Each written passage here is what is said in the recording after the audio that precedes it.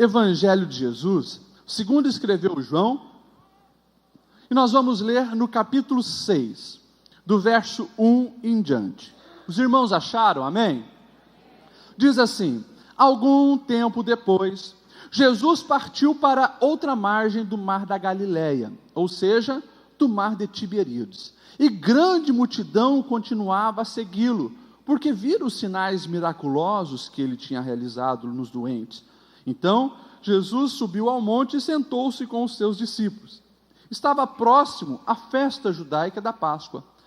E levantando os olhos e vendo uma grande multidão que se aproximava, Jesus disse a Filipe: onde compraremos pão para esse povo comer? Fez essa pergunta apenas para pô-lo à prova, pois já tinha em mente o que ia fazer. Filipe lhe respondeu: 200 denários não comprariam pão suficiente para que cada um deles recebesse um pedaço. E outro discípulo, então, chamado André, irmão de Simão Pedro, tomou a palavra e disse: aqui está um rapaz com 5 pães de cevado e 2 peixinhos. Mas o que é isso para tanta gente? E disse Jesus: mandem o povo assentar-se.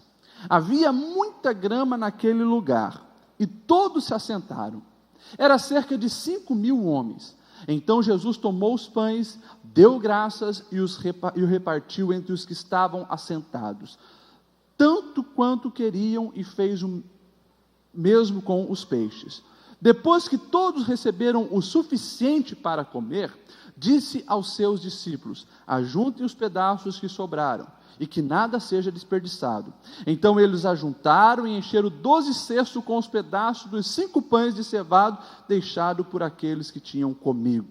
E depois de ver os sinais miraculosos que Jesus tinha realizado, o povo começou a dizer: sem dúvida, este é o profeta que devia vir ao mundo. E sabendo Jesus que pretendiam proclamar o rei à força, retirou-se novamente sozinho para o monte. Amém. Vamos rapidamente meditar nesse milagre que você já ouviu algumas vezes, algumas pregações sobre essa história, a famosa história da multiplicação dos pães. Jesus fez 2 grandes multiplicações de pães que foram registradas. Aqui nós estamos falando da primeira, que essa primeira apareceu 5 pães e 2 peixinhos, mais de 5.000 homens, fora as mulheres e crianças, foram alimentadas e sobraram 12 cestos. Você vai ver em outra passagem nos evangelhos uma outra multiplicação, que tinha 7 pães, alguns peixinhos, e mais de 4.000 homens foram alimentados. E nessa outra situação sobrou 7 cestos de pão, que eles encheram. Nessa primeira multiplicação de pães, nós precisamos olhar um pouquinho no contexto, porque Jesus ele já tinha feito alguns milagres, o povo já estava seguindo, ele entra num barquinho no mar da Galileia e vai para um outro lugar. Para quê? Ele queria ficar um tempo sozinho com os discípulos, instruir os discípulos, conversar com os discípulos, orar com os discípulos.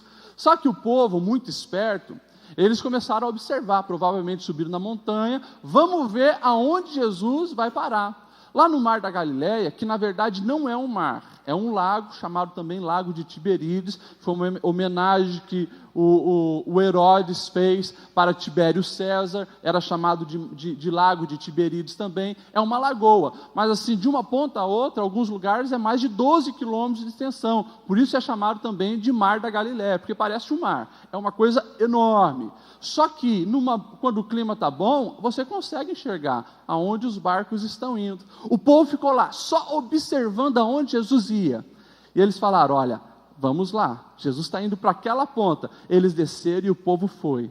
Andaram em torno de uns 14 quilômetros, até chegar aonde Jesus estava. Jesus, quando vê aquela multidão, e um outro texto paralelo vai dizer que Jesus tem compaixão deles, porque eles estavam como ovelhas perdidas, que não tem um pastor para guiá-los. Jesus começa a ensinar, a instruir, o tempo vai passando, a noite vai chegar, e os discípulos ficam preocupados: Jesus, esse povo já veio cansado, eles andaram um monte para vir aqui te ver, te ouvir, vamos despedir eles agora, antes que venha a noite, para eles não se enfraquecerem no caminho e desmaiar. vamos mandar esse povo embora. E Jesus, então, nesse texto, nós vemos justamente fazendo um grande milagre. E aqui, João, ele relata pelo menos 3 personagens importantes que nós, olhando, precisamos aprender algumas coisas. Primeiro é Filipe. No verso 5, verso 6 e verso 7 que nós lemos, olha só como que foi o diálogo de Jesus com Filipe. Levantando os olhos e vendo uma grande multidão que se aproximava, Jesus disse a Filipe: Filipe, onde compraremos pão para esse povo comer? Fez essa pergunta apenas para pô-lo à prova, porque já tinha em mente o que ia fazer. Filipe respondeu: 200 denários não comprariam pão suficiente para cada um receber um pedaço. Filipe ficou apavorado. Eu acredito que Jesus virou para Filipe, porque Filipe era daquela região. Filipe era de Betsaida. Ele é aquele que lá no início do ministério de Jesus, quando conhece Jesus, ele estava com uma fé muito fortalecida. E ele vai lá chamar o Natanael. Natanael, vem comigo porque eu acho que nós encontramos o Messias. E ele leva um amigo para ouvir, ver Jesus, e ele se torna ali seguidor de Jesus, junto com o Natanael. Mas aqui, a fé do Filipe parece que não estava muito em alta, não. Muito parecido com alguns dias, quando a gente passa, que a nossa fé parece que está lá embaixo. E Jesus chega para Filipe e diz: e aí? Como é que nós vamos dar comida para esse povo? Olha, Jesus, não tem nenhuma padaria aqui perto, eu conheço bem a região. Você pode bater em todo lugar aí, não vai encontrar pão. E mesmo se tivesse uma padaria forte aqui, mesmo que a gente tivesse dinheiro, não seria o suficiente, porque precisaria de 200 denários, ou seja, um denário era o trabalho de um dia. É mais de meio ano de trabalho para dar comida para este batalhão, é uma multidão, não tem solução. E aqui nós vemos então o reflexo de alguém desanimado, que não conseguia ver a solução para o grande problema a qual tinha que ser resolvido. É interessante quando nós observamos a resposta de Filipe, e ele mesmo chega a dizer: olha, não tem como, não tem solução, 200 denários não seriam suficientes para alimentar essa gente. Nós vemos o quê? Uma resposta limitada ao racional, uma resposta limitada às limitações humanas, condicionada às limitações humanas. Ele estava sendo o quê? Realista. Se você prestar atenção na resposta de Filipe, você vai ver alguém que estava sendo muito realista. Olha, Jesus, não vai ter como. Mas nós precisamos entender que milagre acontece quando nós vamos além da realidade, quando nós conseguimos enxergar além da lógica humana. E Filipe, ele se conforma com a derrota e chega a dizer, junto com os seus companheiros depois, a solução é uma só: manda o povo ir embora. Manda o povo embora para que eles não desfaleçam no caminho. Ei, a solução de Deus, ela é diferente da solução humana. E o texto diz que Jesus perguntou para Filipe para fazer o quê? Pô-lo à prova, porque Jesus já sabia o que ele ia fazer. Nós precisamos aqui aprender uma lição. Nesse momento não podemos nos espelhar em Filipe, que está sendo aqui um reflexo de desânimo. Jesus, não tem jeito, manda o povo embora. Ei, quando nós queremos ver milagres nas nossas vidas, a nossa solução não deve estar condicionada à realidade e à limitação humana. Porque a fé exige que você veja aquilo que os olhos não vê. A fé exige que você veja conforme o Senhor vê. O Senhor Jesus aqui já tinha a solução. Quando nós olhamos para a Bíblia toda, e você pode pegar lá no começo da história de Israel, solução divina e solução humana. Quando o homem tentava solucionar do jeito dele, não dava certo. É Deus fazendo a promessa para o idoso: Abraão, 75 anos. Eu sei que você está tentando muitos anos ter um filho com a Sara, mas fica tranquilo, porque eu vou fazer cumprir uma promessa, que de você vai sair uma multidão. Imagine, 75 anos, passa um ano, passa 2 anos, passa 3 anos, nada de Sara engravidar. Então vem o quê? A solução humana. Sara pega uma das suas empregadas e diz: Abraão, deita com ela. E daí a gente considera como a criança que nasceu da minha empregada, que é a minha escrava, como se fosse o meu filho. Solução humana. E a gente sabe que dali nasce Ismael, e até hoje, né, é um problema para o filho da promessa que nasceu 25 anos depois. Mas Deus cumpriu a promessa.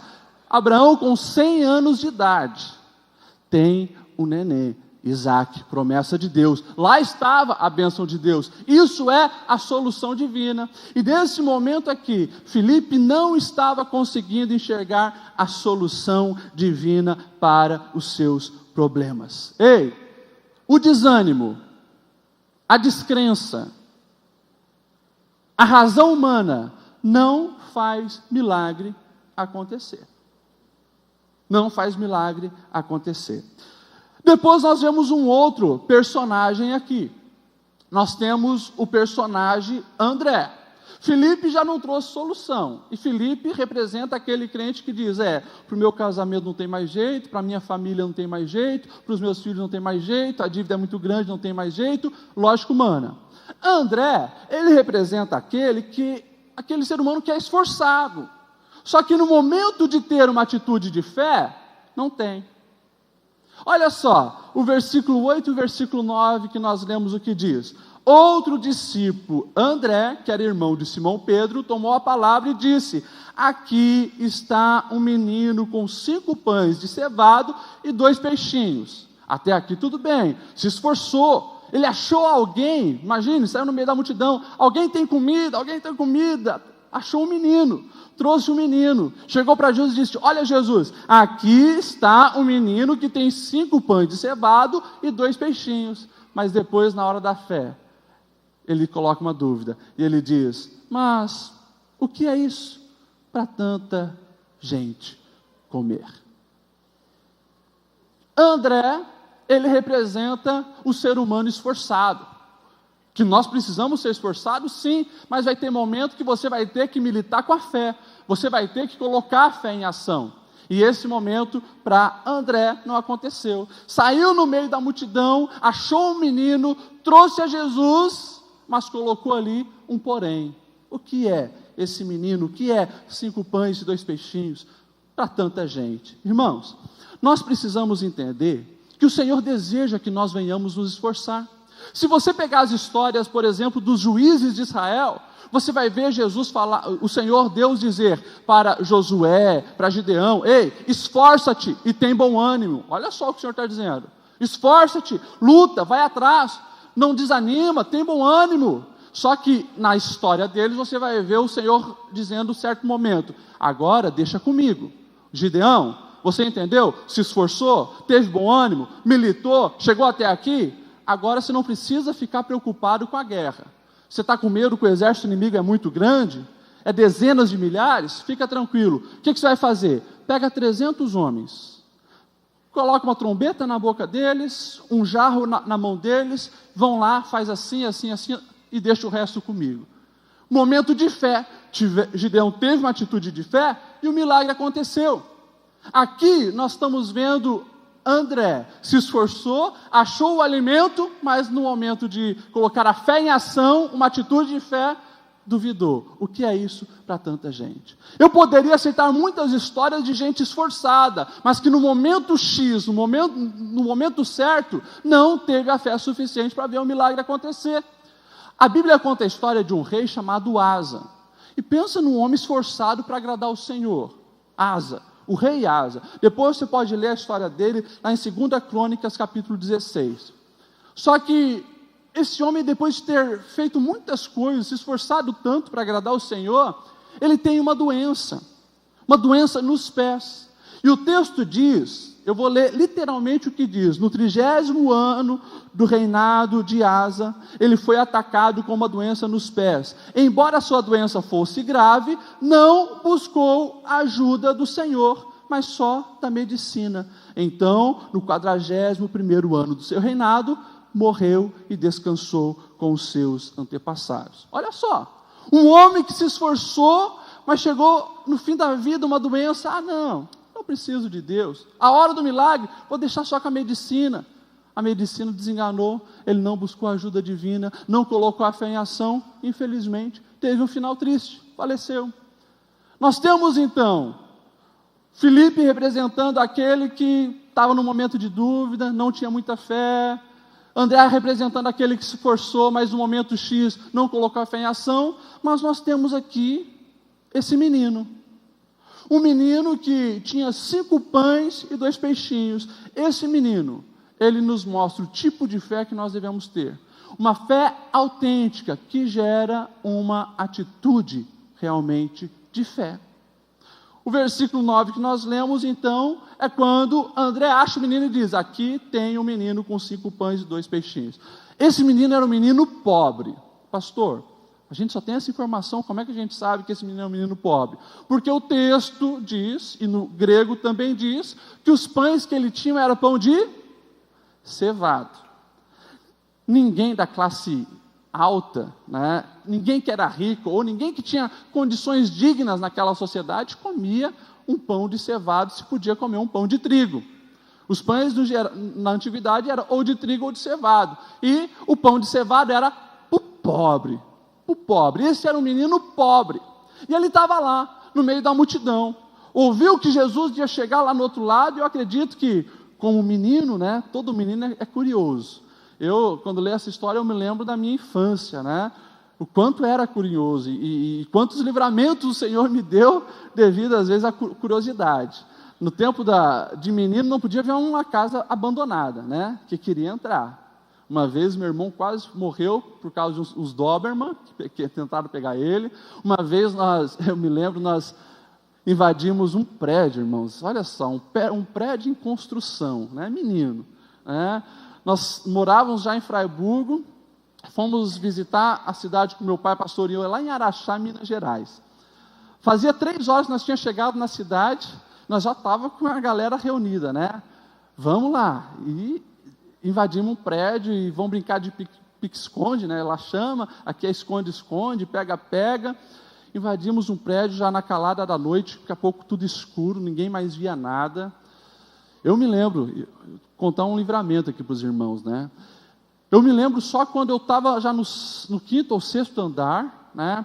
Correndo dos meus amigos que estavam perseguindo, e eu ouvi uma voz, para! Menino, olha o livramento de Deus, na mesma hora eu parei. Daqui a pouco, né, nós só ouvimos o amigo mais velho, o Miquel, chegando dizendo, olha, vocês estavam correndo para o posto do elevador, e a gente não tinha visto nada. Enfim, o vizinho chamou a polícia, o primeiro dia que estava naquela cidade, a polícia já estava lá, né, perguntando, cadê os pais desses meninos? Mas menino é assim, apronta, faz bagunça. Esse menino viu uma multidão indo, vou junto. E era um menino prevenido, estava lá com 5 pães e 2 peixinhos. E é interessante que, eu acredito, e quando nós olhamos para a história dos judeus, esse menino não era o único que tinha comida lá. Você imagine, ele nem foi contado entre os 5.000, porque tinha que ter 12 anos para cima para ser considerado gente digna de contagem, né, naquela época. Ele nem foi colocado lá nos números, mas ele era um menino judeu. Todo judeu, entenda isso, todo judeu é uma pessoa prevenida, precavida. Os arqueólogos, eles contam que nessa época era normal ver um judeu com um cestinho, assim, né, debaixo da roupa, ou às vezes por fora da roupa. Lá ele levava alimento, porque podia chegar num lugar onde a comida era consagrada a outros deuses, ou comidas proibidas para ele, ele levava alimento e às vezes levava uma esteira para dormir. Agora, no meio de 5.000 pessoas, homens pelo menos, quase 10.000 pessoas, você acha que não tinha mais gente que tinha comida? Com certeza, tinha muita comida ali, tinha muita gente que tinha comida ali. Só que no momento que André vai perguntando, alguém tem alguma coisa, alguém tem? Ele é o único que colocou a fé dele em ação. Ei, Jesus está pedindo comida, eu vou levar o que eu tenho nas mãos de Jesus. E aqui a gente começa a aprender algumas coisas, porque esse menino que nós nem sabemos o nome, no meio daquela multidão, é ele que tem uma atitude de fé. E ele faz algo, meu irmão, que eu e você precisamos aprender a fazer todo dia. Entregar o pouco que nós temos nas mãos do Senhor.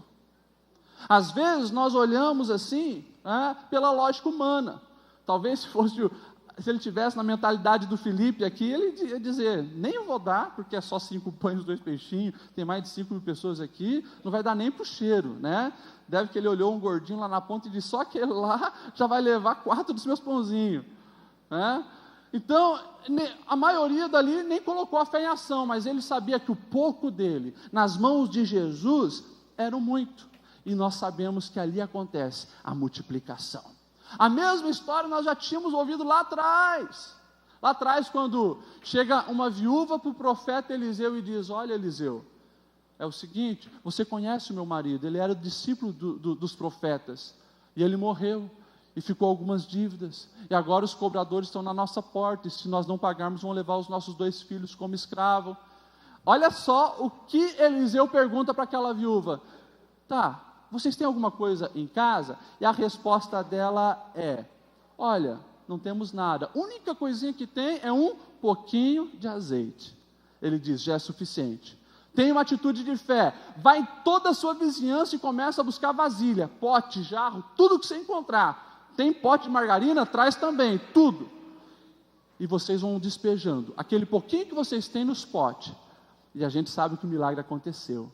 Eles conseguiram arrecadar uma fortuna, porque azeite era algo caro naquela época, uma fortuna que deu de pagar a dívida, e ainda sobrou um pouquinho para ela e os filhos viverem. Isso é o quê? Milagre. Quando se coloca o pouco que nós temos na mão do nosso Deus, Ele faz multiplicar. Eu não sei você que está talvez se questionando sobre as suas habilidades, você sonha com uma porta de emprego e diz, Senhor, eu sei tão pouco para a oportunidade que tem lá. Ei, coloca o teu pouquinho na mão do Senhor, Ele faz muito. Talvez a fé que você tem em respeito à relação da salvação da sua família seja pouquinho, mas coloca o pouquinho que você tem na mão desse Deus, Ele faz muito. Talvez você esteja dizendo, pastor, o amor pelo meu cônjuge, está desse tamanho. Ei, coloque esse amor nas mãos do Senhor, Ele pode multiplicar. Talvez você esteja dizendo, pastor, mas a minha paciência com as pessoas está assim, bem pouquinho, está no limite. Ei, coloca na mão de Jesus, e Ele faz multiplicar. Nós precisamos ter a atitude que esse menino teve, atitude de fé. E você vai ver que muitos momentos do ministério de Jesus, essa atitude foi o gatilho do milagre. É que nem aquilo que muitos crentes compartilham no Facebook, né? Tem um senhor cavando assim, até chegar nos diamantes, parece que está tão longe, e quando está chegando, na última cavada que ele tinha que dar, ele desiste, cansei. Às vezes na busca para o nosso milagre, a gente está nessa luta, buscando, o Senhor só está esperando uma atitude de fé, como esse menino teve, e às vezes a gente desanima, e não tem essa atitude de fé. Pastor Lediel, explica para mim o que é essa atitude de fé. A atitude de fé desse menino era justamente fazer o que ele tinha que fazer, ele abriu mão do seu conforto, abriu mão, quem sabe, de matar a sua fome, para colocar nas mãos de Jesus. Infelizmente, tem igrejas, não vou citar nome, por respeito também, porque todas as igrejas têm coisas boas, mas tem igreja que diz que a atitude de fé só está relacionada a dinheiro. Porque se você dá tanto, isso vai resolver, se você dá tanto, isso é quase que uma troca com Deus. Às vezes a atitude de fé é com dinheiro, sim. Se o dinheiro está no trono do coração, precisa sair da zona de conforto e ter uma atitude de fé. Mas como eu já preguei aqui, muitas vezes a atitude de fé não tem nada a ver com o dinheiro. A atitude de fé tem em liberar perdão para aquela pessoa que te magoa há anos e você carrega ela. Às vezes, a atitude de fé que você precisa ter é realmente amar uma pessoa incondicionalmente. Talvez essa seja a atitude de fé. Nós podemos olhar na Bíblia e ver muitas e muitas e muitas atitudes de fé, mas todas elas, você vai ver, exigem sair do quê? Da zona de conforto. Tem pessoas que estão clamando anos pela restauração do casamento, uma mulher ou um homem, e às vezes só está faltando o quê? Uma atitude de fé, de dar o primeiro passo, de olhar no olho, de fazer uma declaração de amor. Às vezes isso é a atitude de fé que está faltando para o seu milagre. O que você precisa fazer? Peça uma orientação de Deus, peça discernimento. Às vezes a atitude de fé que está faltando é você largar o vício. Está pedindo restauração para o casamento, mas está lá na zona de conforto, preso na pornografia, e não sai daquilo ali. Larga isso, dê uma atitude de fé. Às vezes é um vício de um cigarro, de uma bebida, de uma droga que está aprisionado. Saia disso, dê o seu passo de fé.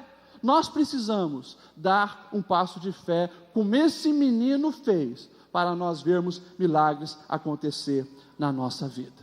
O tempo já passou, eu queria que você se colocasse em pé, nós não vamos mais muito adiante, mas ei, você precisa entender que a verdadeira fé, ela gera atitude. A verdadeira fé gera atitude. Infelizmente, tem pessoas que querem viver uma fé só de aparência, e a gente tem pregado aqui, fuja da religiosidade. Não adianta botar uma Bíblia aqui debaixo do braço e toda quinta-feira está aqui, se as atitudes de fé durante a semana não estão acontecendo. Eu sempre digo, tem crente que parece uma Ferrari, sem gasolina. A aparência é fantástica, nossa, você olha para ele, só de olhar a aparência você pensa que é um santo, vai ser arrebatado, nem devia estar aqui no meio de nós pecadores. Mas aí você vai viver, você vê que é uma Ferrari sem gasolina. Ferrari é linda, mas se não tiver gasolina também não serve para nada. Nós precisamos ser um crente autêntico, como esse menino, crer que realmente o Senhor faz milagres, faz o impossível, basta uma atitude de fé. O final dessa história você conhece. Depois que todos receberam o suficiente para comer, disse aos seus discípulos: ajunte os pedaços que sobraram, para que nada seja desperdiçado. Isso aqui é lindo. No começo da história, preocupado porque não tinha uma padaria ali perto, agora estava sobrando pão. É isso que o Senhor faz, quando nós damos essa atitude de fé. Ei, creia no Senhor, creia que o pouco que você tem para Ele é muito. E aí você não precisa viver com medo, você pode viver uma vida confiante que Ele cuida de nós. Certa vez, se você gosta de história, na época do rei Henrique V, havia uma grande corrida pelas descobertas marítimas, e todo mundo ficava limitado aos mapas que eram desenhados na época, porque um ia até aquela região e marcava ali, olha, aqui existe monstros marinhos, e daí ninguém mais ousava passar daquela linha. O outro chegava no mapa e colocava, olha, aqui é o fim do mundo, aqui se você passar você cai, e ninguém chegava lá. Alguns colocavam, olha, aqui existem sereias, que cantam e levam os pescadores para o fundo do mar. E todas essas fábulas marítimas surgiram na Idade Média, nas corridas marítimas. Mas existia um homem crente, e se tornou um dos maiores desenhadores de mapas, e ele fazia questão, o nome dele era John Franklin. Aonde ele via que estava lá no mapa anterior, aqui tem um monstro marinho, aqui tem sereias, aqui acaba o mar, ele fazia questão de riscar e colocar, Deus está aqui, Deus está aqui, Deus está aqui.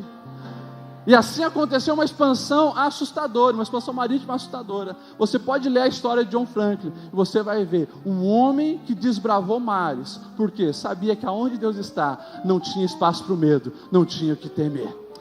Leva Deus para a sua vida, tenha essa atitude de fé, e você vai ver milagres acontecer.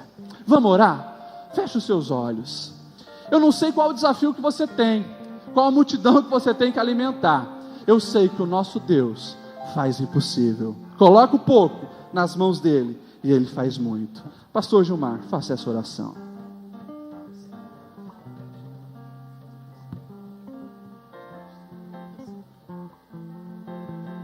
Amados, olhe para cá um minuto. Eu pedi a gentileza do pastor Lediel, ele me mandou orar aqui. Eu não fui convidado para falar com vocês, fui convidado para falar com Deus, por vocês. Mas deixa eu falar um pouquinho só com vocês uma coisa. Quando nós entregamos o que temos em mãos para o Senhor fazer um milagre, o pouco que temos pode gerar um milagre para uma grande multidão. Mas não é só isso. depois deste milagre alcançar as multidões, vai sobrar alguma coisa. E Jesus mandou que eles levantassem tudo que sobrou. E eles levantaram do que sobrou 12 cestos cheios. Deixa eu fazer uma pergunta para você que é inteligente. Você imagina desta multidão inteira, quem foi que levou o primeiro cesto cheio para casa? Quem? Gente, quem levou o primeiro cesto cheio para casa foi o menino. Porque Deus jamais vai querer usar alguma coisa nossa e ficar devendo para nós. Ele te usará para fazer milagre para muitos. E Ele retornará o milagre centuplicado para a tua mão. Só aquele que crê, diga glória a Deus. Agora vamos tomar essa atitude. Antes que eu ore, diga para a pessoa que está ao seu lado: só orar não vale.